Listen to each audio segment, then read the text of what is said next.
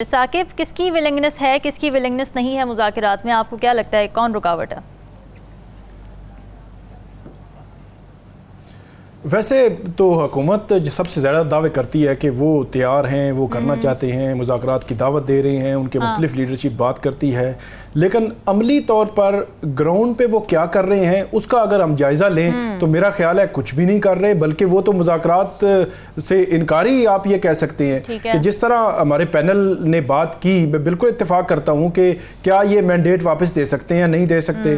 क्या 9 मई पे वो जुडिशल कमीशन की जिस तरह उनकी है कि जुडिशल कमीशन बनाएं तो ये बनाएंगे, नहीं बनाएंगे। इसके अलावा भी जितने मामलात हैं, लेकिन अमली तौर पर देखें जो हुकूमत वक़्त है वो क्या कर रही है। पंजाब हुकूमत ने उनके खिलाफ कैबिनेट ने ये मंजूरी दी कि एक नया केस बनाया जाएगा। यहाँ पे नैब ने एक तोशाखाना का एक नया केस उनके खिलाफ बनाया।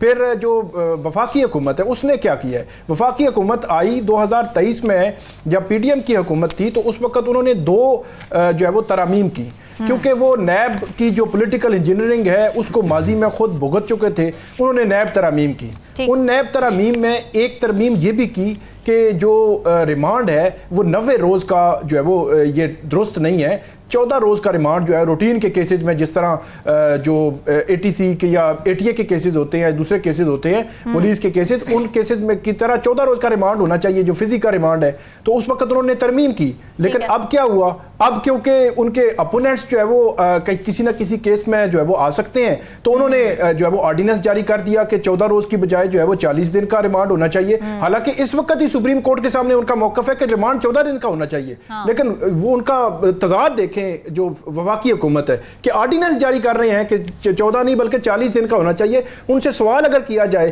कि ये रिमांड 14 से 40 दिन क्यों कर रहे हैं, फिर जो उन्होंने कहा कि जो अगर कोई रेफरेंस नैब का अफसर गलत रेफरेंस दायर करता है बदनीति की बुनियाद पर, उसकी सजा 5 से 2 साल होगी। सवाल अगर ये किया जाए कि आप क्यों कर रहे हैं ये, मतलब जो ऑर्डिनेंस है वो तो अर्जेंसी में, कोई इमरजेंसी, कोई जंगी हालात होते हैं उनमें जो है वो किया जाता है, तो क्या जरूरत पड़ी। तो ये अमली इकदाम है। और दूसरा इलेक्शन जो मैंडेट चोरी की बात हो रही है, वो हुकूमत वक्त उसको सपोर्ट करने की बजाय वो इस तगदो में है कि कहीं फॉर्म 45 ना खुल जाए।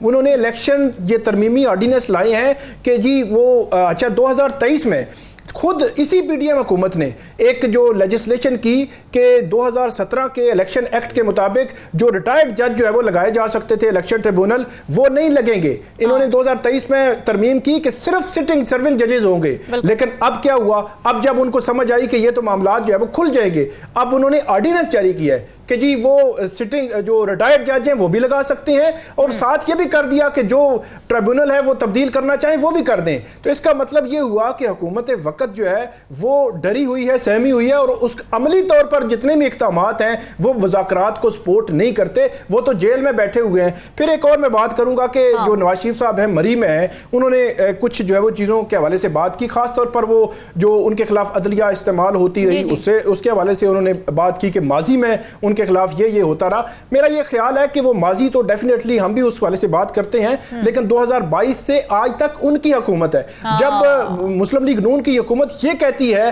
कि उन्होंने अपने मुखालिफिन के खिलाफ कुछ नहीं किया, इंतकाम उनके अंदर नहीं है, मैं जो है वो इस चीज को जो है वो समझता हूं ये दुरुस्त नहीं है। 9 मई 2023 चले हुआ, उसके बाद जो केसेस बने उनको हम अलग कर देते हैं। 9 मई 2023 से पहले भी PTI की तमाम पॉलिटिकल लीडरशिप पे कहीं ना कहीं पॉलिटिकल केसेस थे, और इमरान खान साहब समेत जो है वो तमाम के पॉलिटिकल केसेस थे, वो चल रहे थे। फिर आखिरी से उतरने के बाद ये कहते हैं कि हमने तो नहीं की बनाए थे। सिर्फ एक बात मैं करूंगा, सिर्फ एक बात करूंगा कि एक बात जो बहुत ज्यादा की जाती है और ये दुरुस्त नहीं था तब भी, कि जो नवाज शरीफ साहब के सामने मरियम नवाज साहिबा की जो है वो गिरफ्तारी हुई थी, और वो कहती हैं कि आज तक वो दर्द हम महसूस कर रहे हैं, लेकिन उनके जो अपोनेंट्स हैं वहां पे भी इद्दत केस बनाया गया है। इद्दत केस में आज भी कोई बंदा जो मानने के लिए तैयार नहीं, ये आपने क्या केस बनाया, वहां पे भी आपने जो है वो बुशरा बीबी को जेल में भी रखा और गिरफ्तारी भी उसकी की है। हो सकता है वो भी ये ना जो है वो भूलें। वो जब ये केस जब चल रहा था तो ये वाहिद केस था जिसमें कोई बहुत ज्यादा हाइपर जो है वो इमरान खान को देखा गया। तो डेफिनेटली दोनों अतराफ जो हैं वो उनको मेरा ख्याल है मुल्क के लिए आगे बढ़ना तो जरूर चाहिए, लेकिन अमली तौर पर हुकूमत पे ज्यादा जो है वो बार है। हुकूमत को अमली तौर पर कोई इक़दामात करने चाहिए, अमली इक़दामात किसी तरह भी उनके मुज़ाकरात होते नजर नहीं आ रहे और बज़ाहिर ये लग रहा है अगर कि हुकूमत के पास ऑफर करने को कुछ नजर आ नहीं रहा। साकिब, मीडिया की आवाज़ तो बाद में पता नहीं दबाई जाए या ना दबाई जाए इस बिल के बाद, लेकिन इस बिल पर उठने वाली आवाज़ें ज़रूर अनसुनी कर दी गई। मुख्तलिफ सहाफ़ती तंजीमें आवाज़ उठाती रहीं, एक नहीं सुनी गई, स्टेक होल्डर्स की कोई ना बात मानी गई, ना उनकी तजावीज़ ली गई और बिल पर दस्तखत हो गया।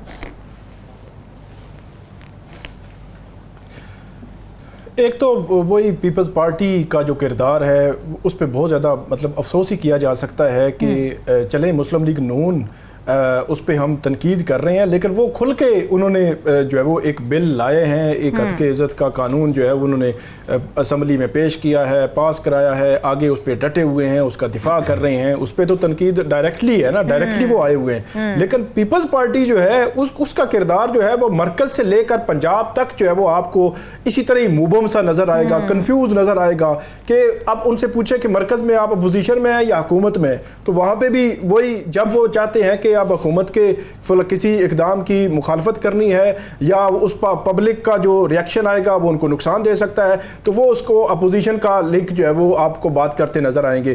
कभी जो है वो हुकूमत के उस पर जो पड़ले में बैठे नजर आएंगे। पंजाब में इस हद के इज़्ज़त बिल के हवाले से तो उनका किरदार बहुत ज़्यादा मशकूक, जब जो गवर्नर थे उन्होंने ये कमिट किया, जो सहाफ़ती तंजीमें हैं सहाफ़ियों के साथ पूरी एक लंबी डिबेट हुई, मुशावरत हुई, वहाँ पर उनकी जानिब से खदशात का इज़हार किया गया, तजावीज़ रखी गई। जब ये तय हो गया कि ठीक है हम आप स्टेक होल्डर से बात करेंगे और उसके बाद आगे बढ़ेंगे, तो फिर उसके बाद ये जो दरमियान वाला रास्ता है, आजकल की दुनिया में शायद वो समझते हैं कि शायद जो है वो गवर्नर पंजाब जो है वो छुट्टी पे गए हैं तो लोग समझेंगे नहीं वो उनको कोई मजबूरी होगी, किसी काम के लिए गए होंगे।